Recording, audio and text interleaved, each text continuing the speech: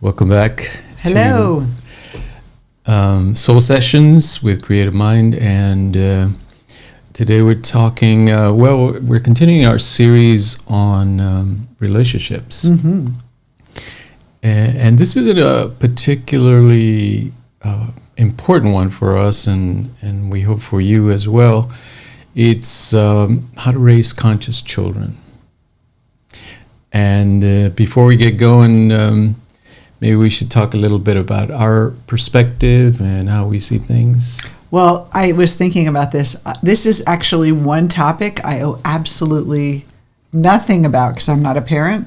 But I've worked with, well, I say absolutely nothing. I've worked with many moms and fathers, and kind of understand the struggles and the questions they have about their children as they do individuation and they go through the process of working with their shadow.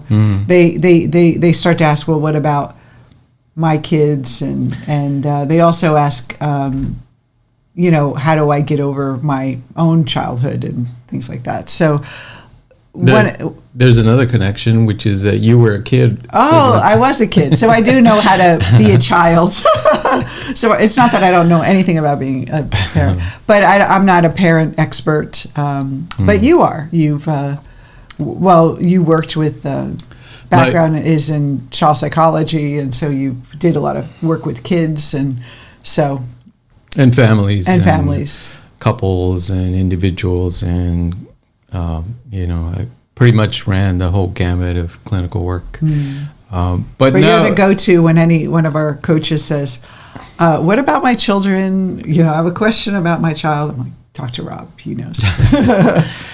But now we're primarily talking as coaches. Yes, so we want to be very clear. We know that every time we bring up the issue of childhood, whether it's in shadow work or in talking about parenting, we want to kind of set the record that we're not talking about abusive childhoods or traumas that happen in childhood. That's not for coaching, so we're going to keep it in the realm of conscious parenting and not going to address, like, we know that these things happen, but that's not what this... we're not trying to help you get over your traumas from childhood. That's like another topic completely than this. Yeah, and often those situations require professional therapists to address those questions. And so, our approach, if you're not familiar with it, it's quite unique because we essentially start off with the assumption that is expounded in the Upanishads, which says that we are spiritual beings having physical experiences. And parenting in childhood is no exception. It is a spiritual experience, both for the mother and the child, or the parents and the children. And that's the beginning of the perspective. And then we take a Jungian perspective as to how do we work with our mind individually, in families, in situations, in coaching.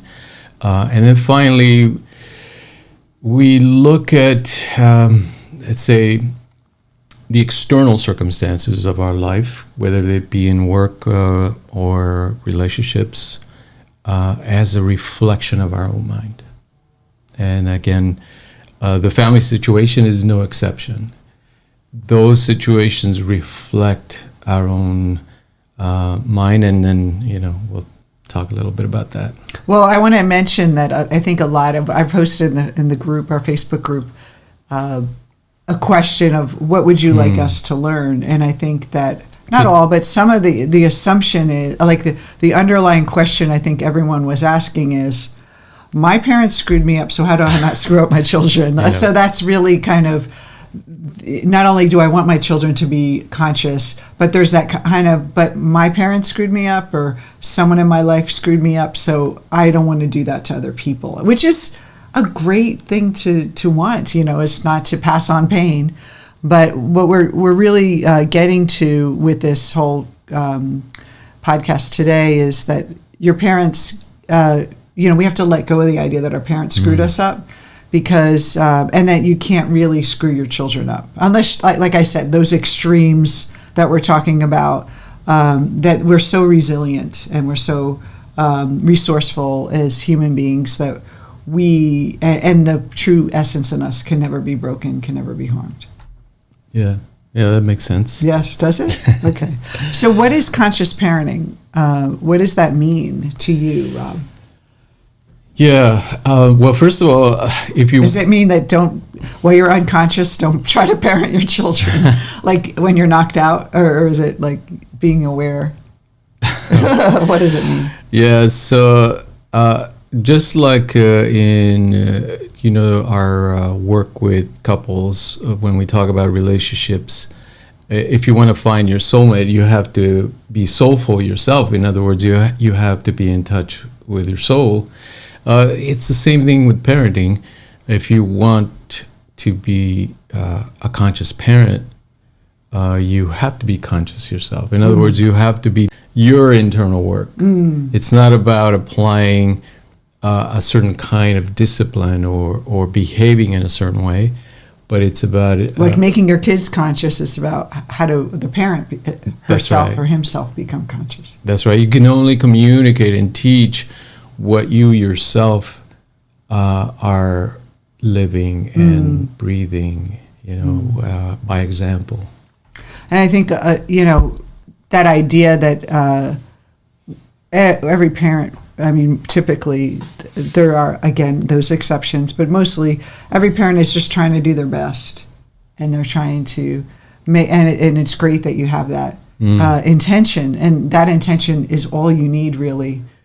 Of course, there's personal development, but that intention is the beginning point, is that you want your children to be happy and you love them. And that's really the most powerful intention you can have as a parent. Yeah. And just kind of as a way of introduction also, right now families are in trouble because of all the stresses on them. It's not an easy task to bring up a child in today's world. And it's never been, but now I think there's a lot more challenges to parenting. Well, this past year with the schools closed and kids working from home, being at home with the parents at home all day long and not being able to play with friends. And so there's a little complexity to even now, this time that we're in of being a parent.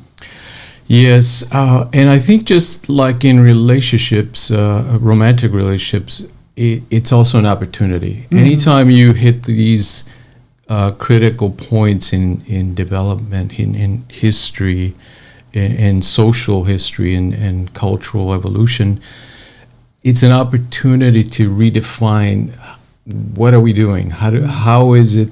What is the best way to parent, given all the new circumstances of society?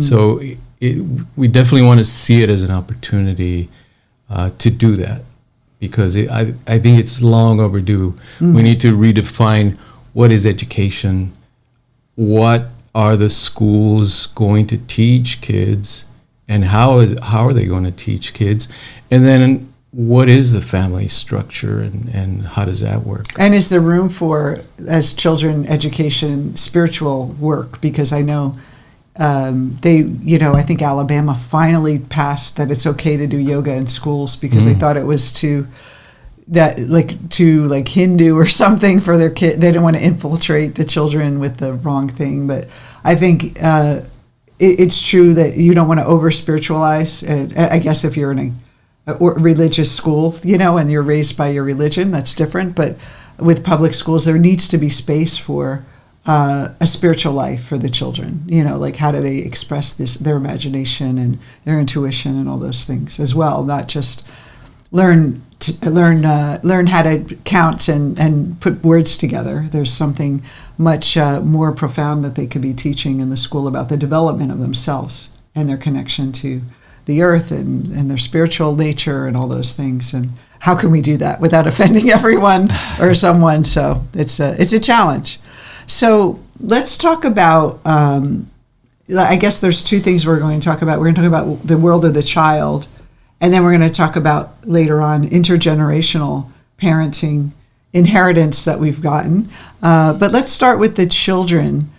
And I really find this was very interesting when I read this about Jung had mentioned that children, they're really in touch with the collective unconscious. They're wide open to, and we can all remember as kids, we were imaginative, we had crazy dreams, we would fly, and we had invisible friends, and we made play of everything, and there weren't any bounds to our imagination, and we believed we were going to be like president or a superhero, and there was this kind of freedom that we had to free our imagination.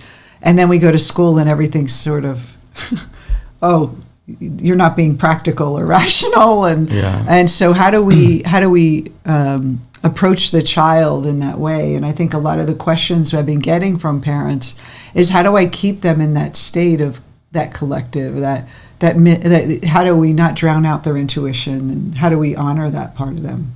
Yeah, I think a good understanding of childhood is from, let's say, from the Jungian perspective, is that they are very much still in touch with the collective unconscious.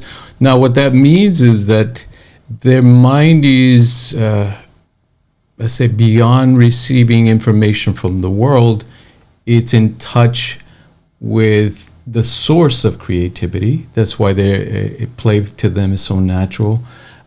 Symbolism is natural to them. They kind of get that life is spiritual, although they don't have the wherewithal to formulate those ideas. They experience it that way. They experience it very directly as something incredibly magical and conscious, basically, consciousness.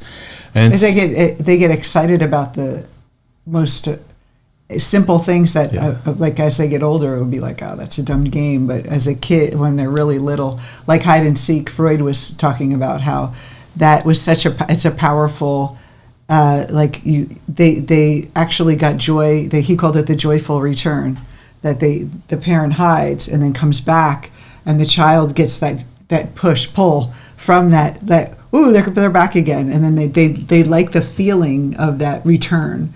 And how we're always searching that in life. And so we have these like parts of ourselves that we still carry with us from childhood. We get excited when we haven't seen a friend for a long time. It's that joyful return versus a friend who you see every day, or someone you see every day. So I just love that idea that there's so much in the child that is magical, and they believe in magic. Like, ooh, she really disappeared and now she's back. Yeah. That's called object permanence. And it is let's say when something disappears, they, at an early age, they believe it's gone, basically. It disappeared. And then when they see it again, it reappeared. So it's a magical experience. Later on, they learn that, when something is out of sight, it doesn't mean it disappeared, right? It's simply hidden from view. But the child, all of us, we're born, it's a nurture-nature debate that's been going on in psychology for a long time. The question of whether we're born kind of with ideas already pre-programmed, or are we a blank slate and just absorbing the new information of the world. And from the Jungian perspective, we definitely come already with a lot of assumptions and a lot of programming from the unconscious mind, and it gives us a heads up because it gives us a way of experiencing the world that has been inherited. So in recent years, there's been a lot of new perspective on development coming in from evolutionary psychology. And one of the most fascinating things is this idea of epigenetics and epigenetic transmission. So what that means is that we're not only arriving in this world from with our genetic predisposition from our parents, which is another genetic code gives the instructions to the body on how to build itself, the eye color, intelligence, all that. But epigenetics is kind of the cultural layer of it, in that many of the experiences of our great grandparents and our grandparents and our parents are encoded on top of the gene that turn certain genes on and off. And so the experiences that they went through, our individual grandparents and great-grandparents, are inherited, or we inherit those. So that's why some kids have like a strange aversion to certain things, and they may have that kind of memory in them, the generational memory in them to... Yes. Or even aggression, if they have aggression, and there could be that tendency. There were some questions in the group about when siblings are fighting and one is kind of more aggressive than the other, and where did that happen? Like, why does this one kid so good and why the other one is kind of rambunctious and a little kind of aggressive, and how does that play out? And that's what you're talking about, is that they're genetically maybe different in that epigenetic level? Yeah, because then it just makes the whole question of behavior a lot more complex. Because now you're not only talking about let's say the individual's inheritance from the genetic code playing out in, like you say, maybe intelligence and aggression, or every really human trait has a kind of a genetic component. But now we're saying, or we're understanding, that there's also this evolutionary mechanism that connects us to the actual behavior and the actual individual experiences of our ancestors. And we're not talking about trauma. We're talking about just being alive. I mean, there are some certain circumstances where there's like, like a Holocaust survivors and their ancestors, or depression, and there's some. But even then, like my grandparents grew up in the Depression, they lost everything. They have some kind of codes for just losing their business and their livelihood and stress and all that. We're not talking about like the heavy stuff, where this is coaching, so just want to...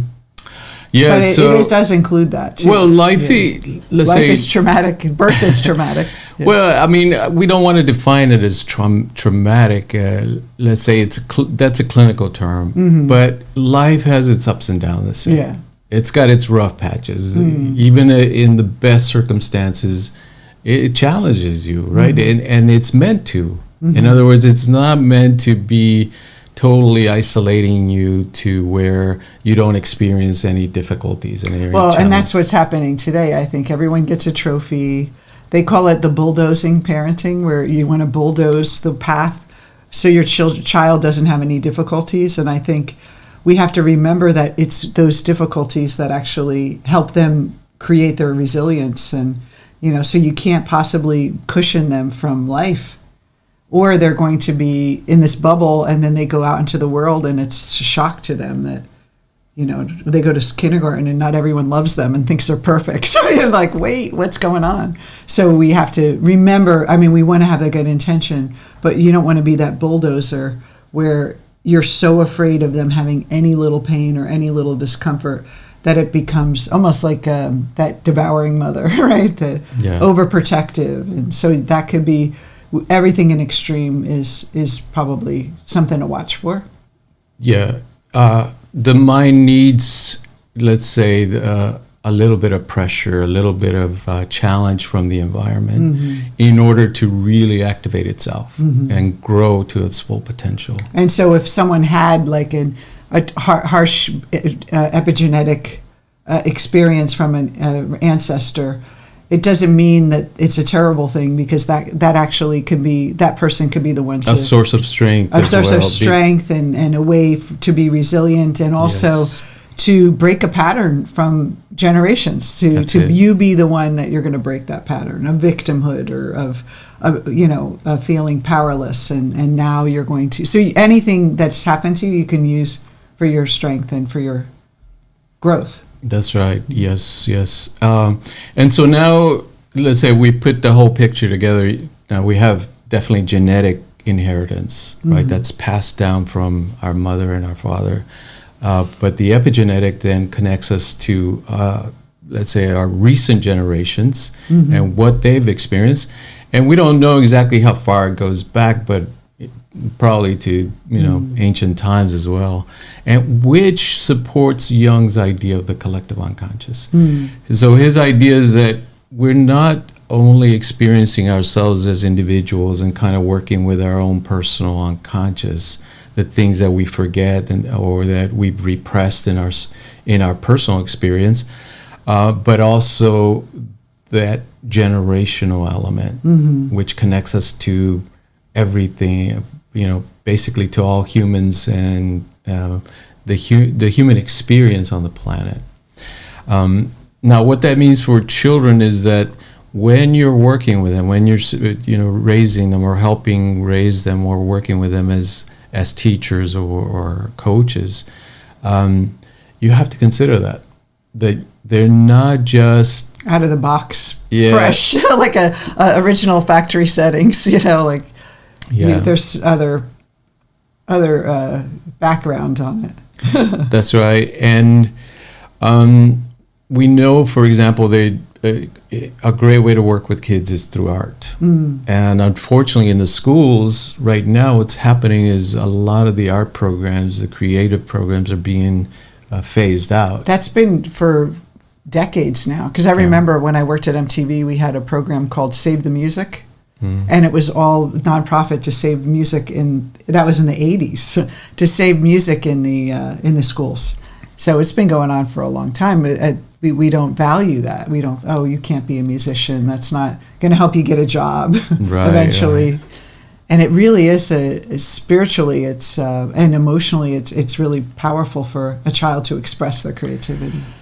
Yeah, not only that, but again, if we consider that connection to the collective unconscious, art is a way of expressing that, because it's all about symbolism. It's all about expressing from within instead of just looking at without the external world.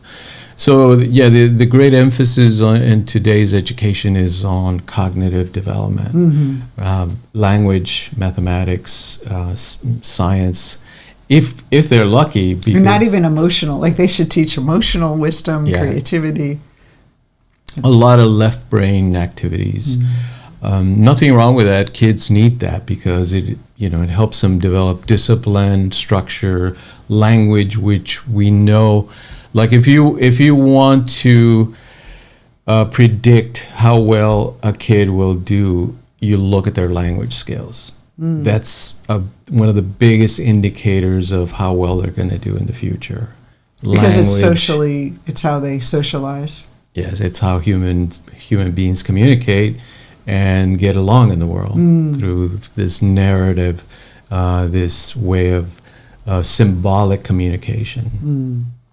And so when we talk about this imagination, so as a parent, we want to make sure that we want to, when kids are doing homework or they're doing a lot of left brain activities, we want to encourage them to take a break, draw a picture, do something more creative, play, get on the floor with them and play with them, or even sports can be creative, like make up a game together, have them use their imagination. Another thing too that I think would be interesting, and I know you had this experience as a child, with your grandmother, is to explore dreams with the children. Like what did you dream last night, and help them like talk about their dreams and this dream life that no one ever asked me what my dreams were. So it's really that kind of. So back to play before we get into dreams. There is a play deficit in current society. Even as adults, we have a play deficit. Yeah, absolutely. But it begins in childhood, and it's more important for children really to experience that freedom and that imagination in play, because our system needs it. Our brain craves that ability to play, to joke around, to have fun, to imagine and to act out those imaginations in a social setting, because that's really how we learn social skills, is through play as children. If we're not allowed to play with others actively, meaning in present moment. I don't mean just through texting and Zoom or video games where you have the headset on and you're playing with other kids and you're not really in the person. Like you were telling that a lot of the kids aren't having that one-on-one social contact, which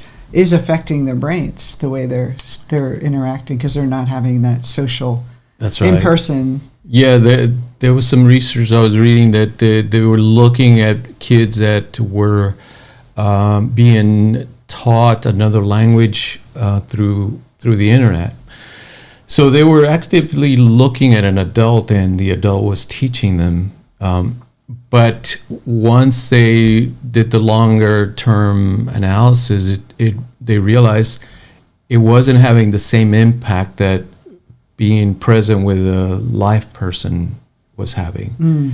They weren't absorbing the information in the long run, and it wasn't really activating those language brain centers that social interaction has. Well, I think too, if you think about it, the body language and unconscious communication between people, if you're only seeing like this part of you're only seeing a piece of what that person is, the way they stand, the way they hold themselves, the way they hold their legs and move, and all the subtleties of the facial expressions, you probably can't pick up as much on a video. Yeah, and there's definitely something different about seeing an image of a person, even though you're hearing them and observing them, than being present with somebody, right? There's a different energy when somebody's in a room or you're with somebody in a room. You feel their presence.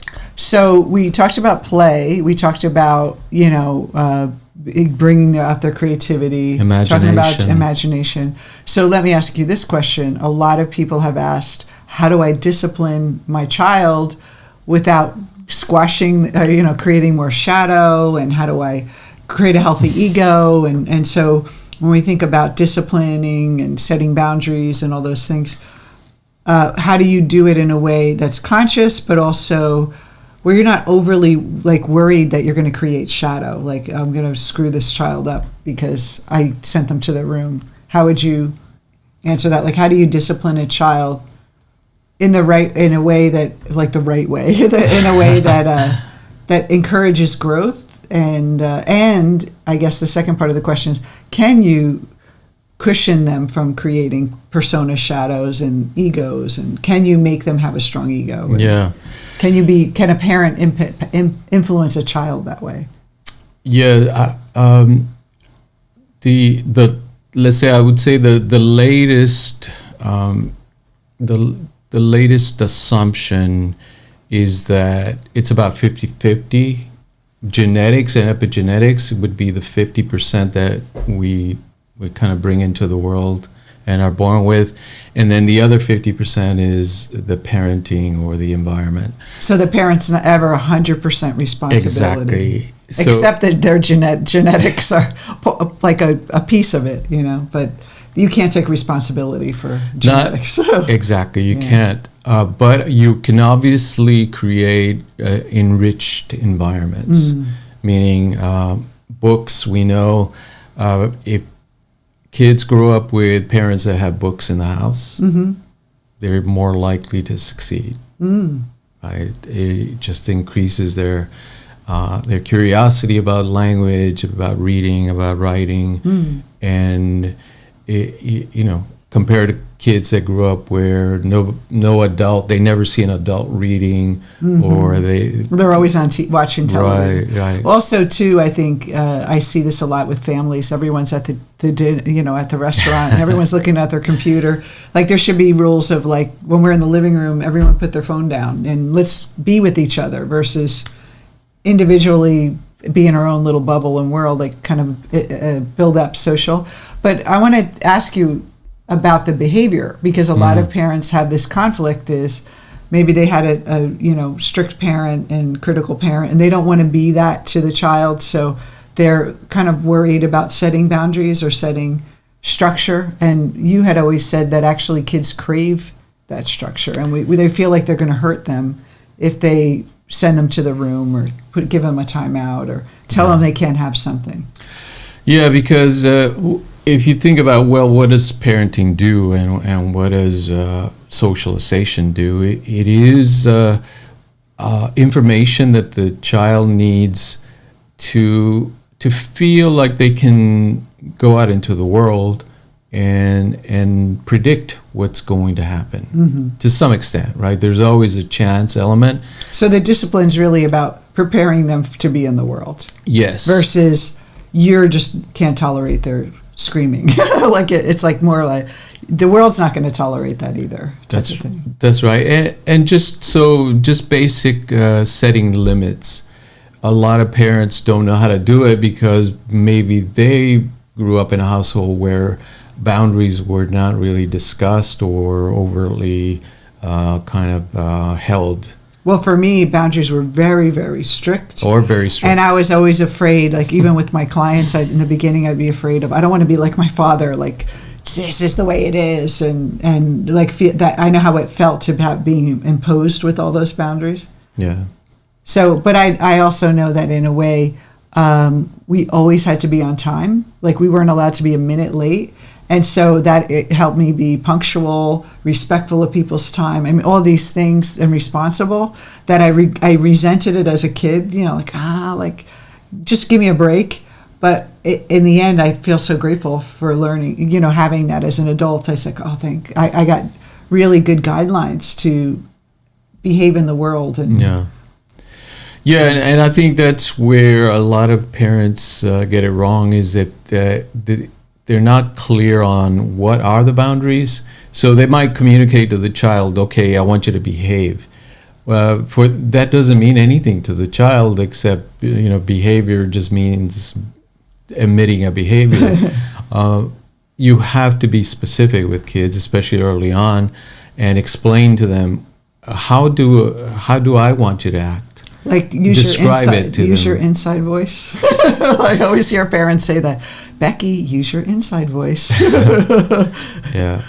And so you want to define what is proper behavior according to your parenting rules. And the kid guidelines. Feels more secure, right? Yeah, you said that's what you said. It's they crave it, and they're actually more secure with the structure than not with when you don't have structure, it's very insecure. And especially if you're ambivalent, where sometimes you let them get away with it and other times you don't, it becomes this, the child becomes very insecure of what's right and wrong and where are the rules. Yes.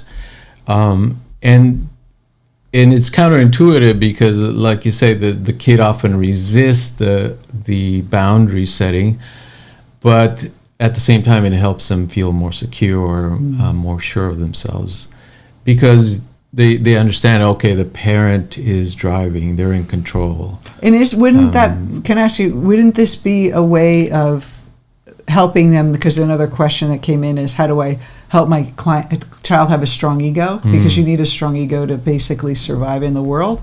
Would having strong boundaries contribute to building a strong ego, and not having boundaries kind of maybe have an ambivalent, like wishy-washy ego, like where they don't know who they are, they don't know what the rules are, and everything's kind of ambivalent? Yeah, a lot of that family structure is internalized, of course. We internalize our parents' voices, we internalize the structure, the unspoken rules, right, of how do I express emotions, how do I behave, what do I do in certain situations? All that is internalized very early on, and we're not even aware of it. We're kind of absorbing it from our parents.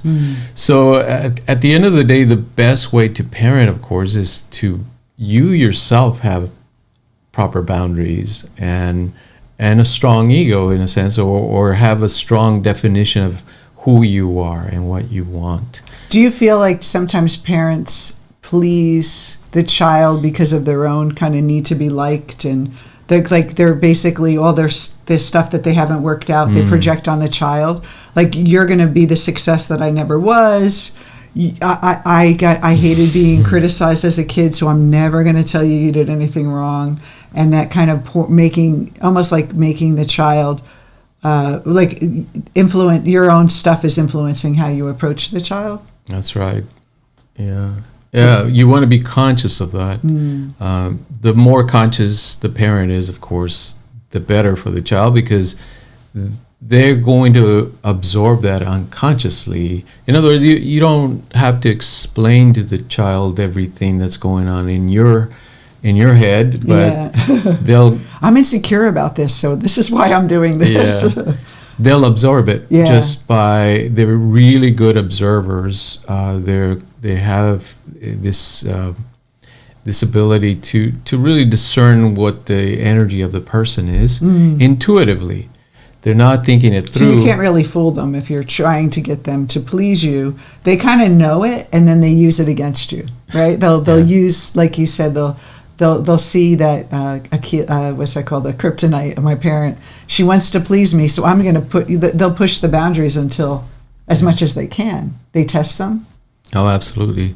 That's part of their strategies. In other words, the child will not be able to know where exactly the boundary is unless they test it. So they're going to test it. It's part of their nature.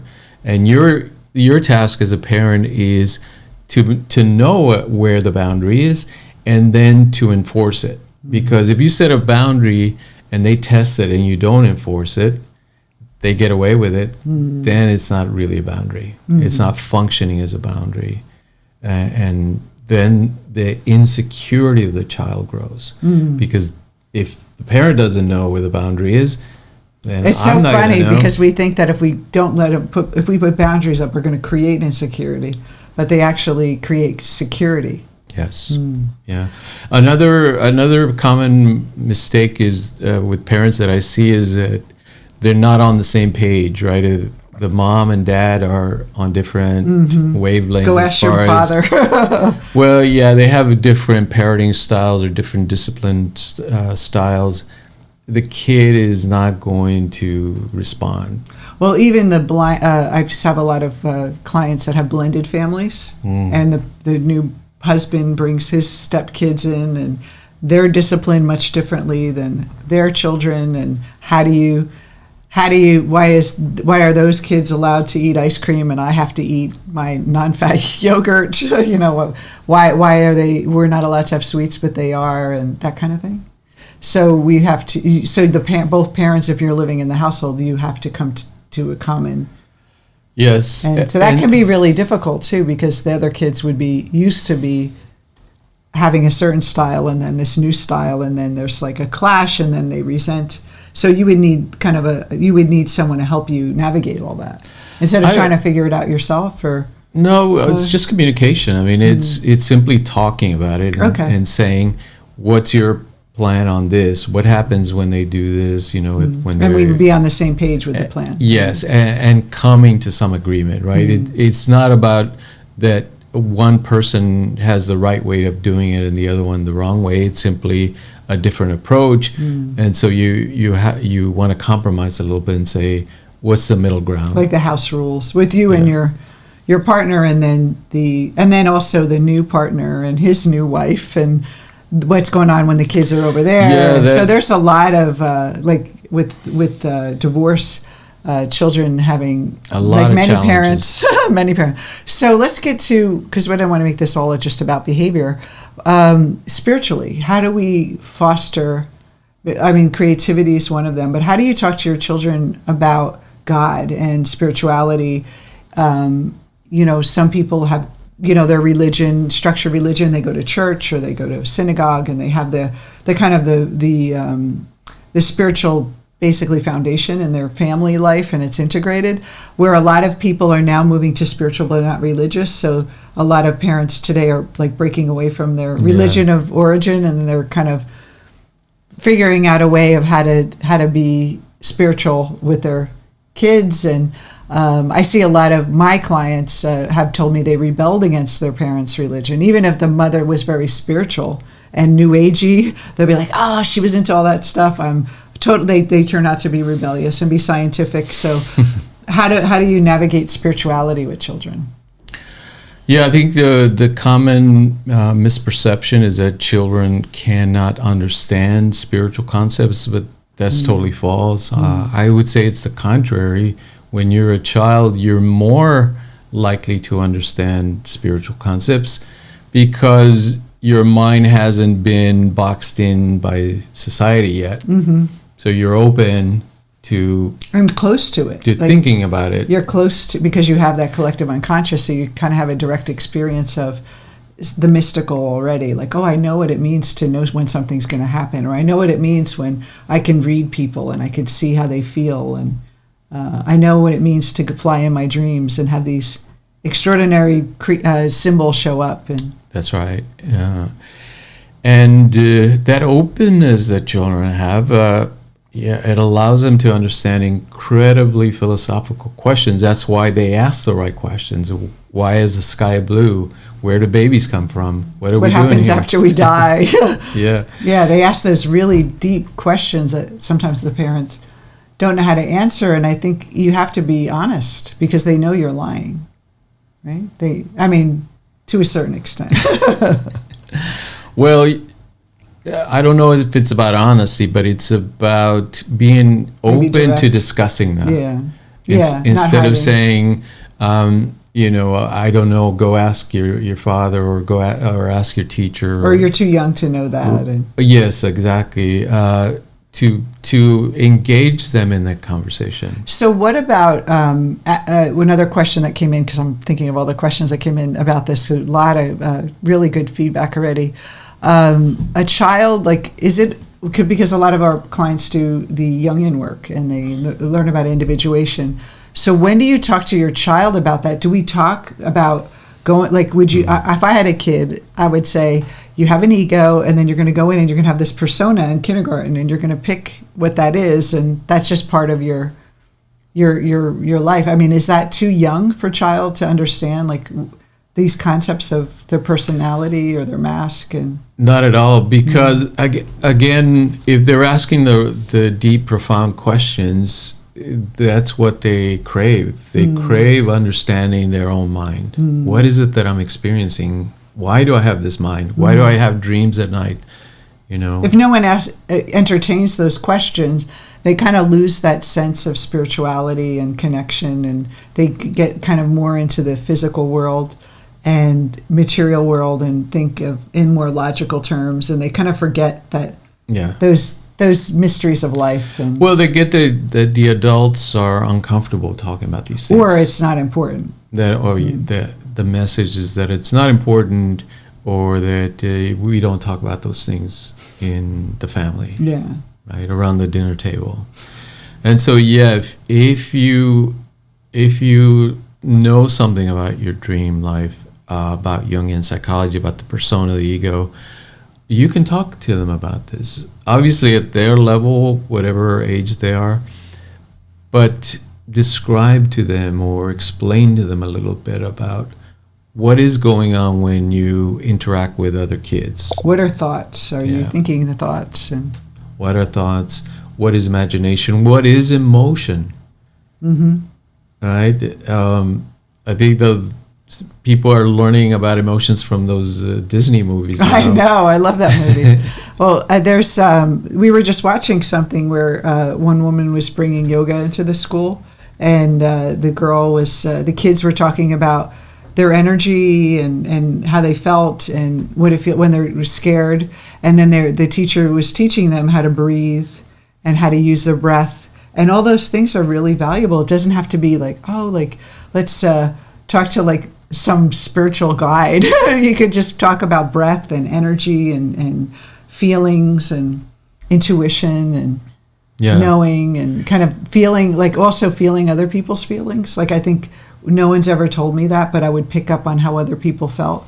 And we never talked about that. So that would be something that you can teach your kids to keep that channel open, that it's normal, that's what we do. We sense other people. And so there's a lot they're learning, and they're not learning about the psychology of themselves and who they are. So you said that we can talk about these things. What about shadow work for children? That's not something that they should really, until maybe they're teenagers, they can start a little bit. What do you think? Yeah, it depends on the child. I mean, there's kids that I work with which are incredibly intuitive, able to understand the kind of the dynamics of the mind. They understand that you can hide things from yourself in your own mind. So I would think it would be very useful for a child to say, I want to be good, and Jimmy in class keeps interrupting the teacher, and it really bothers me. And it's like, well, that bothers you because that's what you don't want to be. So that's the shadow. That's, you create this goodness, and then you judge him. And so like kind of those simple things to understand, maybe not to have her integrate the shadow yet, but understand the concept of, because I choose to be this, that's why the opposite triggers me. Yeah. Yeah. So that you think that's okay for like a kindergartner or Absolutely. Okay. Yeah, I think we all believe that they're not wise, but they're so wise. They're very wise. Their mind is capable of understanding a lot more than we give them credit for usually. And they are highly emotional. This is another mistake we often make as adults, because we think the emotions develop like the cognitive abilities develop, from very kind of small capacity to larger capacity, but that's not what happens. We're born already with a fully developed emotional sense of ourselves in the world. And so a child can feel the intense emotions that we feel.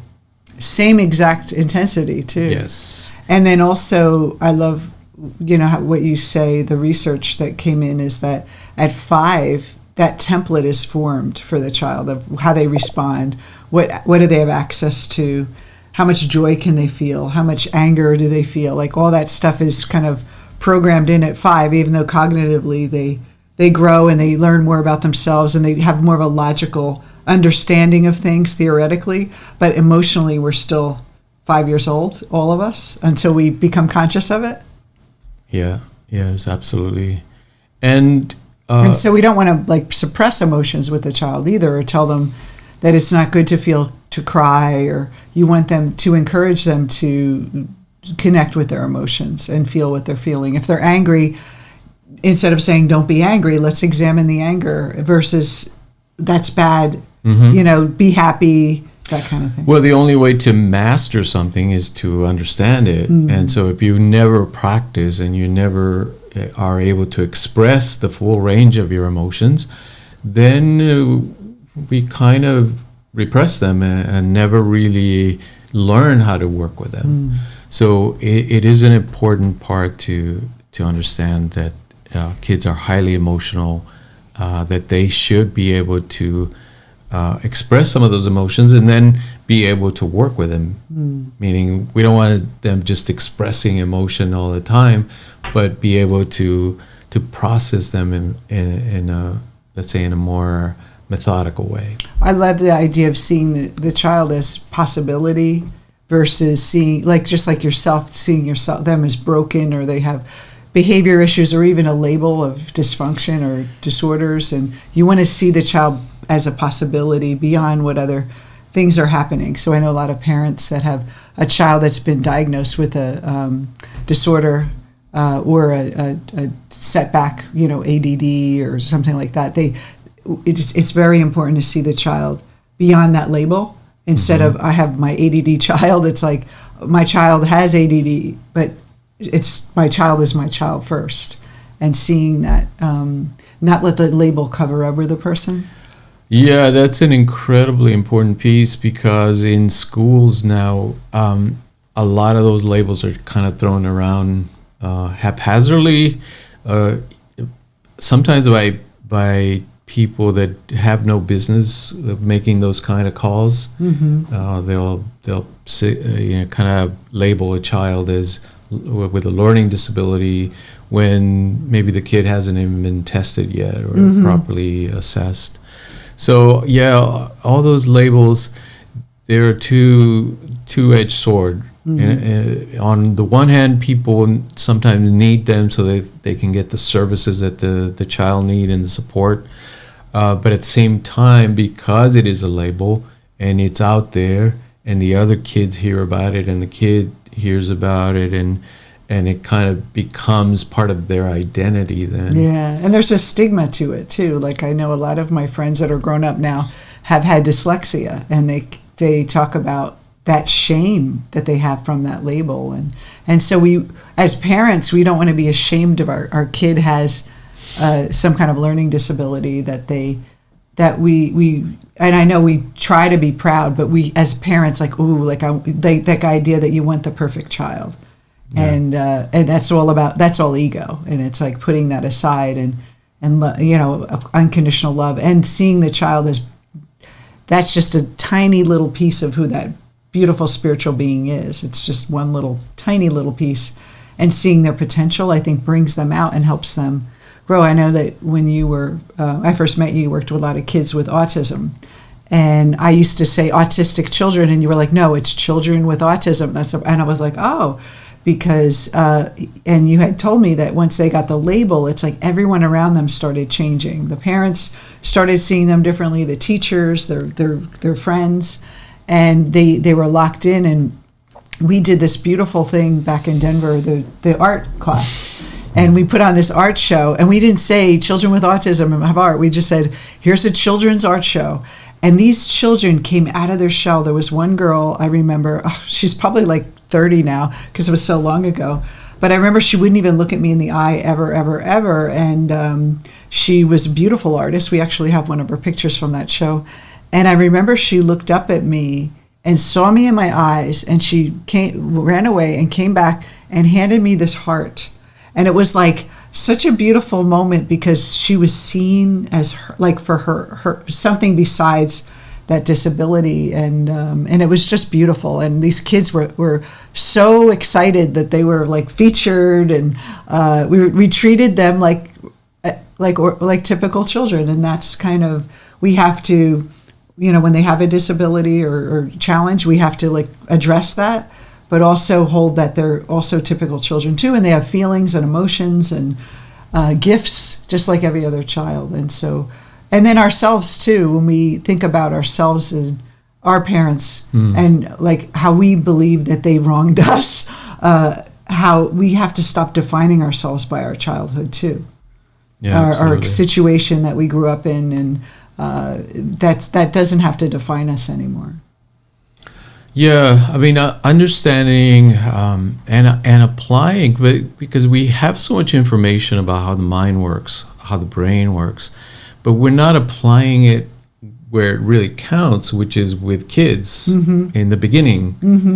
Where everything starts. Yes. And so that's one of the redefinitions that we have to make about what is education. Not only define it as we have to teach them math and reading, but the emotions, the sense of self, the interaction with other kids, imagination, all those things, they should be like a central part of an educational process. So when we the last part is that how you parent your children to be sure that you're not, like we talked about, making a compromise, like kind of making up for your poor parenting, like that you received as a child. It's almost like you have to do your own work. The best thing you can do for your child is to let go of your judgments and resentment of your childhood and parents, not to let anyone get off the hook, but you have to stop carrying that they wronged me and that you're imprinted forever with that past, or else you're going to pour that into your parenting with your kids, and you're going to try to compensate and make up and give the kid everything you didn't have, which is a great thing to do, but then it's not really coming from a real place. It's coming from an ego of like building up your own ego and getting away from that.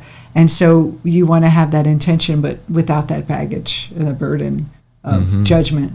Yeah, it's almost like the definition of good parenting is being willing to mess it up, because we're human beings, so we're going to mess it up. We're not going to be. Nobody's going to be a perfect parent. Nobody's going to have the perfect child, except you. You were a perfect parent.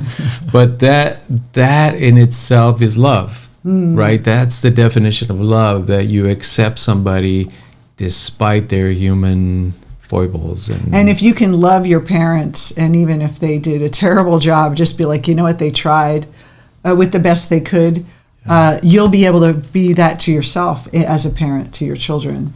And then it's okay to mess up with your kids too. It's okay to say, you know what, I screwed up here. Let's try this over, and talk to me about how that feels, and be open with them. But you're not maybe basically drawing the line with negotiating with them. Okay, Jimmy, let's make a deal. If you do this, I'll do this. Like, you want to also keep the authority, but it's okay to be real and human with your children too. And I think a lot of times what's most dangerous or impactful of us as children is what our parents hide from us, or think they hide from us. And they're not able to really express who they are because they think you need to be this way to be a good person in society, and then you can't have any flaws, or you can't express those things, and you got to keep up the appearances. My mother used to always say, what will the neighbors think? She used to say that all the time. I'm sure we've all heard that. And that idea that we that's kind of, we have to, of course, bring our kids up as a good part of society, but we don't want to let that burden of judgment from others weigh them down and create that heaviness around just being themselves and making mistakes. Mm-hmm. So you want to get to some questions? Let's do it. Okay. I don't trust any school curriculum to be taught as intended. We're always limited by the consciousness of the teacher. Correct? Yeah. Unfortunately, we don't pay teachers very well, and that's one of the problems. We need to make it an important profession, right, where people can be proud of being teachers, so that we draw talented people to the profession, because think of the importance that they have. They are molding those young minds, and we just need to redefine what teaching is. How can a man who grew up with an alcoholic mother now learn to express the emotions to his wife? What are the steps? 3 steps, Rob. Number 1. It's becoming conscious of that. And if you, let's say you're aware of it already, you've done the first step, which is insight. Mm-hmm. You know that it's impacting you, and you know that it's going to influence the way you relate to your wife now. The second step is then seeing it as an opportunity. Because if you define it as brokenness, as some kind of trauma that's going to negatively impact your life, that's what you'll experience. But if you redefine it as, well, here's my chance to be a better person, to really become more conscious because of that experience, now you're approaching it in a much better way. And you're able then to use that emotion and that energy, that past conditioning, to reinvent yourself, recreate yourself. When a parent goes on vacation and the child is nonverbal, 9 months of 1 year, how should you talk to the child that you're not abandoning him or her? Again, the emotions. You communicate with that love, with that nonverbal communication that's very powerful.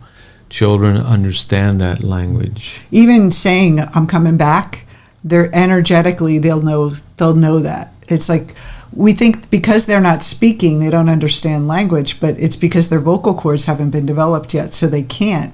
And so when they're babbling, they're actually warming up their vocal cords to prepare themselves for speech. But it doesn't mean that that's how they're thinking, or that's how they're communicating with you, because it's the instrument isn't formed yet. So they have this. They know more than you say, and you could talk to them like an adult. How do you feel about this new child raising concept of non-gender? Parents are announcing the birth sex of the child until the child directs the gender. Yeah, I mean, as parents, and let's say as free thinkers, we always advocate for people's ability to determine their own destiny. So if a parent feels strongly about that, I think we support that. We support their individual decisions. Now, whether they're right or wrong, who's to say? it might be right for them.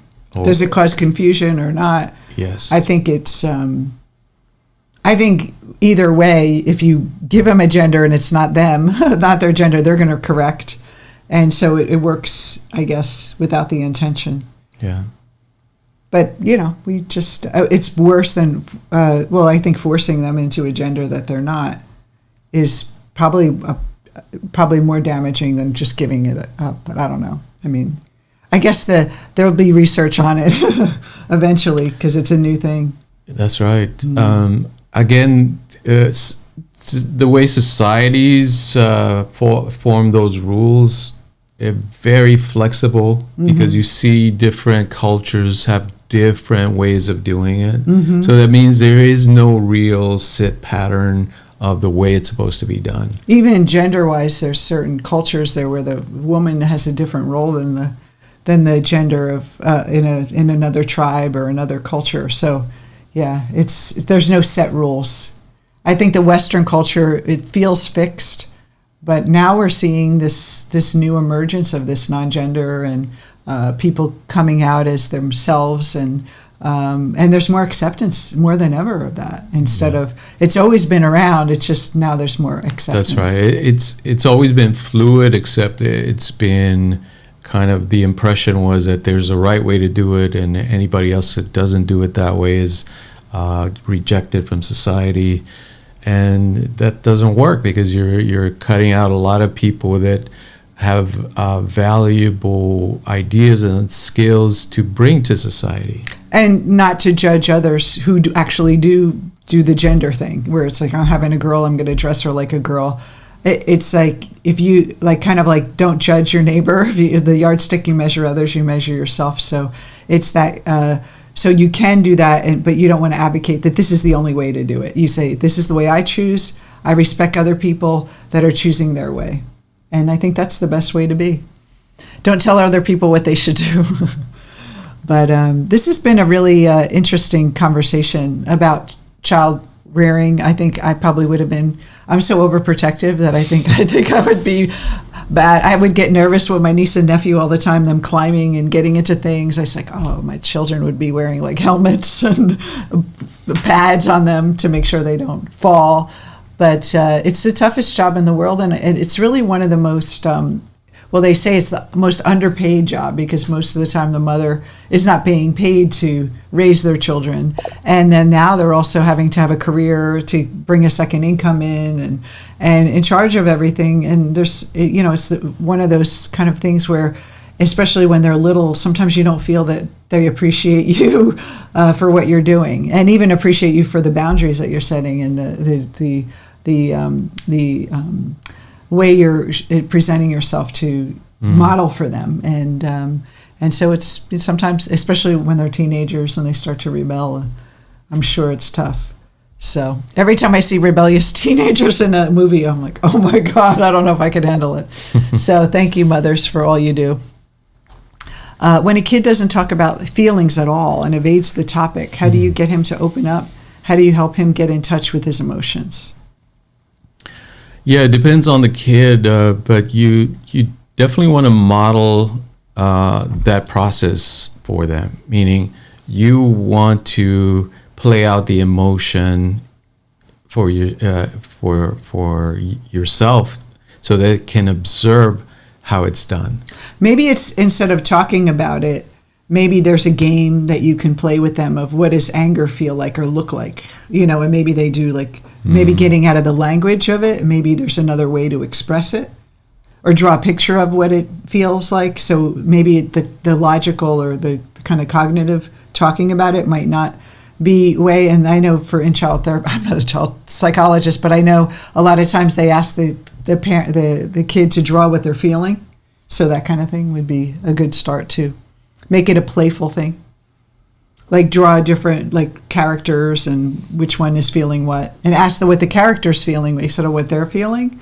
And then that would be a way to also connect. Yeah. Great. Well, thank you so much for your questions. And we are talking next week. I'm prepared this week. Next week, we're going to talk about empowering work relationships. So whether you're a business owner and you have team members, whether you're in a business, in a corporate setting, whether you're a leader, how to deal with your own how to deal relationships, with the boss. how to deal with the cranky boss, and so those dynamics, and what do they say about yourself and your mind and your shadow. So it's going to be an enlightening conversation. Also, and then after that, we're going to talk about soulmates. So we're going to end with love. So hopefully we'll see you next week. If you haven't yet, join our Facebook group, Creative Mind, Jungian Life Coaching with Creative Mind. Search for us on Facebook. It's a free group. Come in and say hello. Lots of content in there. Also, subscribe to our channel, YouTube channel. We'd love you get notifications for when we go live. We go live every Friday here at noon Pacific, every Friday. And we really want to hear more. So don't forget to post questions or comments if you're listening to the replay. And subscribe to our podcast on iTunes, Soul Sessions with Creative Mind. Yeah. And that's all you need to do. There's a bunch of things, but we would love to see you in all those areas, and watch our previous podcasts here on the YouTube channel. There's so many great topics that we cover that you might find interesting. We'll see you next time. Thanks for watching. Take care and have a fabulous, fabulous Friday, and we'll see you soon.